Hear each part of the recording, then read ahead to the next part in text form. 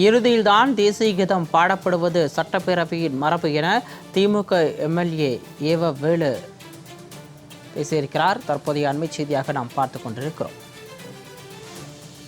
தமிழ்தாய் வாழ்த்து பாடப்பட்ட பின்பு தேசிய கீதம் பாடப்பட்டு பின்பு ஆளுநர் உரை தொடங்கியதற்கு எதிர்ப்பு தெரிவிப்பதாக திமுக சட்டமன்ற உறுப்பினர் ஏவ வேலு தெரிவித்திருக்கிறார். அண்மை செய்தியாக நாம் பார்த்து கொண்டிருக்கிறோம்.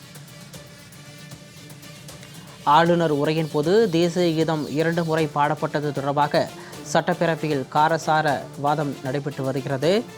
அப்போது திமுக சட்டமன்ற உறுப்பினர் ஏவ வேலு சட்டப்பேரவையில் ஆளுநர் உரைக்கு இறுதியாக தேசிய கீதம் பாடப்படுவது மரபு எனவும் 2 முறை பாடப்பட்டதற்கு எதிர்ப்பும் தெரிவித்திருக்கிறார்.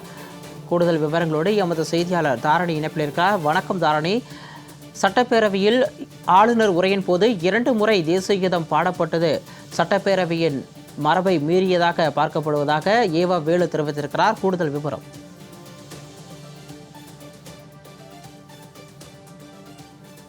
வணக்கம் ராமணி. நேற்றைய தினம் ஆளுநர் உரையின் பொழுது 2 முறை தேசிய கீதம் பாடப்பட்டதற்கான விவாதங்கள் தற்பொழுது சட்டப்பேரவையில் காரசாரமாக நடைபெற்று வருகிறது. இதில் ஆதவர்ஜுனா மாநில கொள்கையை தொடர்ந்து செயல்படுத்துவோம் என்றும் தமிழை முதலிடத்தில் வைப்பதுதான் எங்களின் நோக்கம் என்றும் கூறியிருக்கிறார். மேலும் ஆளுநராக இருந்தாலும் டெல்லி தலைமையாக இருந்தாலும் மாநில உரிமையை அண்ணா கூறியது போன்று எப்பொழுதும் மாநில உரிமைகளில் உறுதியுடன் இருப்போம் என்றும் கூறியிருக்கிறார். மேலும் தமிழகத்தில்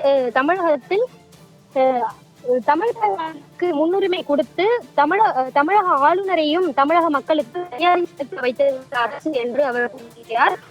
தேசிய கீதம் ஒன்றிய அரசின்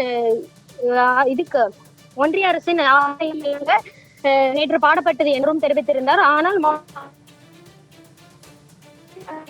அவர் கூறியிருந்தார் வாழ்த்து பாடப்பட்டு இறுதியில் தேசிய கீதம் பாடுவதே சட்டப்பேரவையின் மரபு எனவும் அந்த மரபை காக்க தமிழக வெற்றிக் கழக அரசு தவறியிருக்கிறது எனவும் கூறியிருக்கிறார்.